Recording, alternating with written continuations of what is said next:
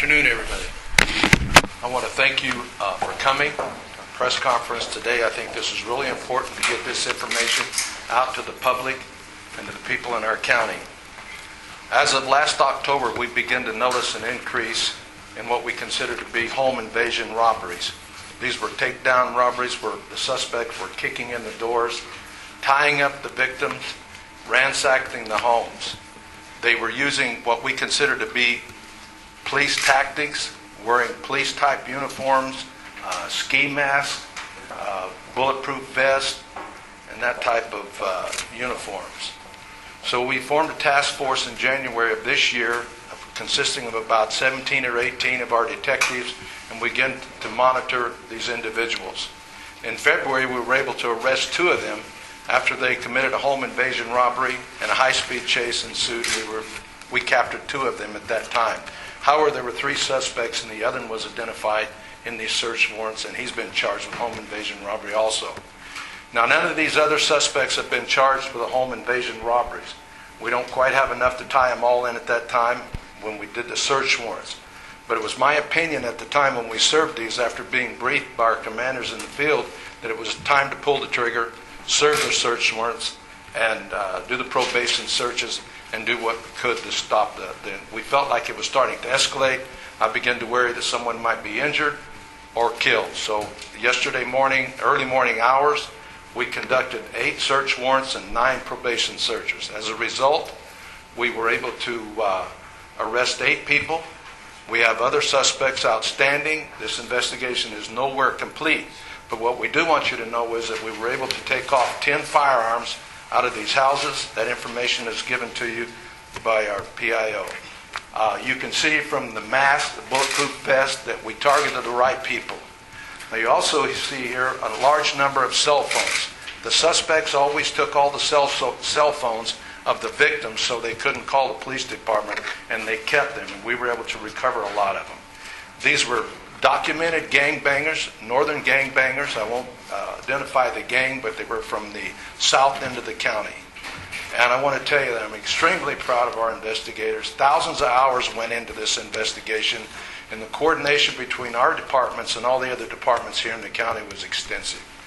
But I want to tell you, our guys did a wonderful job, and we're positive that we got the right suspects off the street. Investigation will continue. We have approximately 500 to 600 pieces of evidence. Much of this evidence that we have, we couldn't get it all out here. You can see we got what we could. Much of this will be personal property of the victims. This coming next week, we'll identify a time and a day and notify all the victims of these home invasion robberies, and we will lay all the property that we have out for them to look at and identify as theirs. We haven't had the opportunity to do that as of yet because you can see the overwhelming amount of evidence that we have. My opinion that had we not taken these guys down when we did, someone would have been injured or killed in the future. These guys were very aggressive.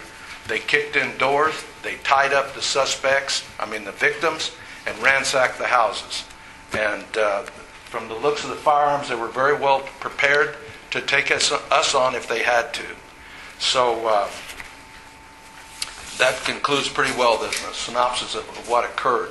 Lieutenant Kevin Cotton overseeing the entire operation of this investigation, and he's here to answer any questions you might have other than ones that I can't answer for you. Any questions of me before I turn it over to Lieutenant Cotton? Yes. Where do these gentlemen, these people get this sort of equipment? You can buy that at stores, different places. Those masks are on display. You can buy those pretty well anywhere. The vest you can buy in shops in different places. So they didn't buy them? They didn't steal them off of. We don't know where they purchased them at this time. But most of that stuff is things you can buy in Army surplus stores. Other than that, you can see the mask that they use. But we are in the process this next week identifying all the property that we have to try to get it back to the victims and identify which victims and which suspects had the property of which victim. You mentioned you tied 3 people directly to the home invasion robberies, and you have some other people who are arrested on other charges. Do you believe through the identification process you'll tie them to the robberies too, based on the evidence you found on them or on their homes? Absolutely. The two that we arrested in February, there was one outstanding suspect. We were able to identify him yesterday. He's been charged, the three of them, and we anticipate the rest of them being charged too as we get the property identified from the victims. But the property that we were searching for at the suspects were using, we were able to obtain in these search warrants in these suspects' homes. And where is the range of locales that you searched? Down in the Pixley, Terabella area. Did you guys perform a lot of undercover surveillance of the suspect? Yes, we did, and surveillance of all kinds. I don't want to go into detail what we actually did, but thousands of hours went into this by our investigators, our gang unit, our SWAT teams. They were all participating in this. We were very, very concerned, all of us in this department, as I was, very concerned that these individuals were going to hurt some, or like I said, possibly kill somebody. They went in with guns, loaded guns, and their techniques were takedowns, where they kicked in the doors and tied up the victims. It was pretty horrendous and very frightening for those individuals that were the victims of these crimes. But we think we have the right individuals. We think they're all tied together. We're pretty confident they're all tied together as one. We call them a crew. They were all working together as an individual crew down in the south end of our county. How long do you think they've been operating for, and where do you think they learned these tactics? Do you have any idea on that? Where they learned their tactics, I'm not sure, but we think they've been, as of last October, we first started seeing them appear. Then we took down the two in February, and that slowed it down a little bit, but then it started picking up again. And although we didn't have any physical evidence to tie these suspects into these crimes at the time, we felt it was time to take them down. I haven't read all of this yet, but do you have any folks outstanding on this that you're still looking for? We do, and we don't want to go into that, but I can tell you this, there's a tremendous amount of work that our detectives have to do to tie this down completely. And they'll be working for the next weeks or months to finish this up. But we're pretty positive that we have all the individuals that were involved in this crew. What about the guns? Do you know if they're stolen or if they're registered? Who they're registered? I'm going to turn this over to Lieutenant Cotton at this time. He has more information on the guns. Did the victims fit a profile? Not that we could tell. They were mostly citizens that lived down in the south end of the county, just various backgrounds, different classes of people. There didn't seem to be any common denomination that we could identify. If you could answer the guns question. Sure. Go ahead. Like the sheriff indicated, the case is still under investigation. So therefore, I don't have any information for you at this time as far as the status of those weapons. One would assume that a couple of them may be stolen, but again, I have nothing concrete to tell you about the weapons at this point in time. So they were seized because they're gang members, or they're on... They were seized as part of the search warrants that we secured during this investigation. The search warrants directed us to seize firearms, and that's exactly what we have done. The sheriff indicated that the people you believe were involved in these home invasions have been captured. However, you may be looking for other people. Would these folks have a different type of involvement in the crime, perhaps not having actually participated in the robberies, but somehow supporting this group in some other way? There are going to be individuals involved in this group that hold different levels of involvement in these crimes. And like the sheriff had indicated, we are currently seeking those individuals. We do expect further charges to be filed, and we do expect further arrests to be made.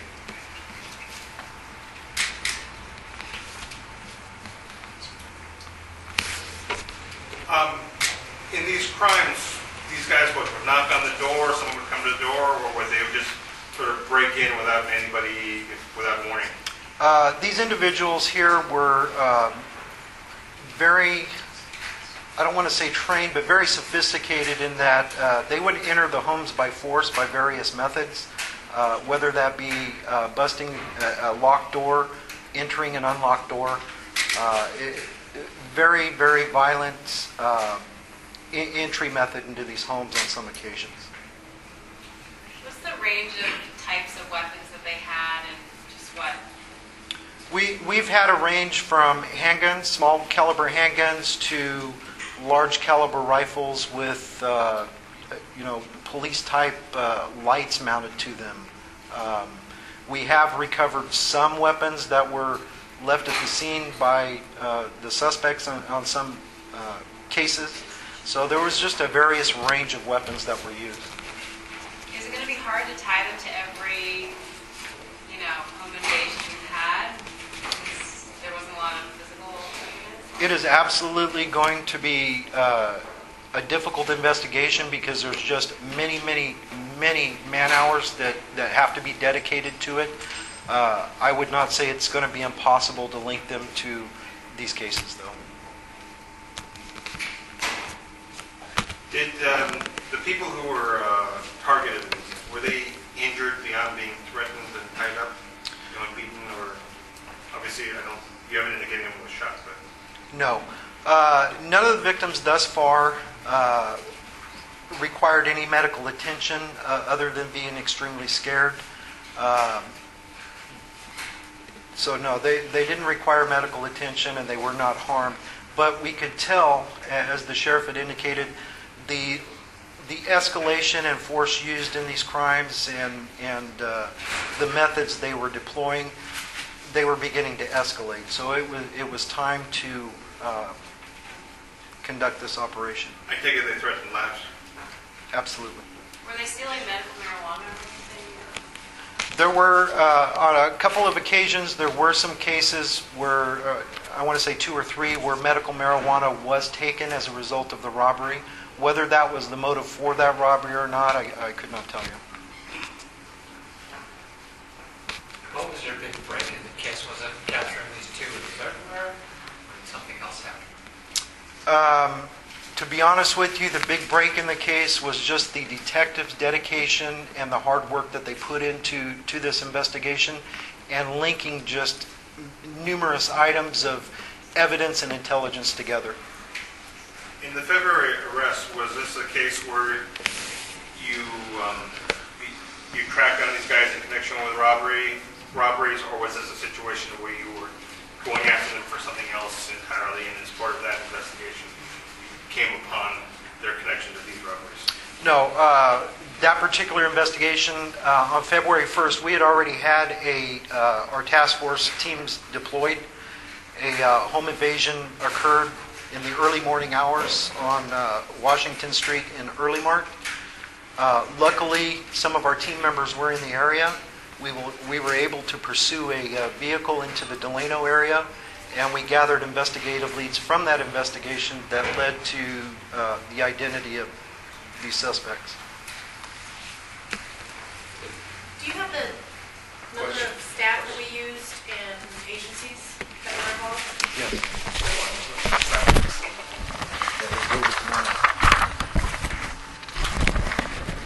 Okay, so for our operation yesterday, we utilized many allied agencies.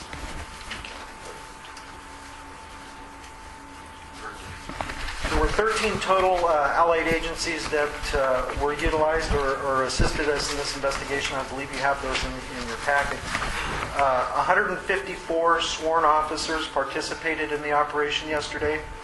5 civilian support staff, 7 volunteers, with a total of 166 personnel utilized yesterday in this operation. How many have been involved in this whole investigation? And was it just your department investigating, or were you investigating jointly? In the latter part of the investigation, we did jointly investigate some of these cases with Kern County Sheriff's Department and Delano Police Department. Did Kern County Sheriff's Office report that they had some stolen handcuffs? Did they know that they were missing? They did, and some items that we recovered yesterday were positively identified by Kern County Sheriff's Department as belonging to them. Two of those items were a set of handcuffs and a handheld police radio. How were those stolen, do you know? Those were taken out of one of their deputies' personal vehicle. they broke into it, I'm assuming? Yes. Were the suspects, were they seeking money or objects to sell, or were they going into houses for? What their primary motive is unknown at this time because we're still conducting the investigation. Obviously, there's some monetary gain there for them if they're removing, they were removing televisions, jewelry, and items of that nature. Do you think a lot of that has been sold by now? I can almost guarantee it's been sold or distributed.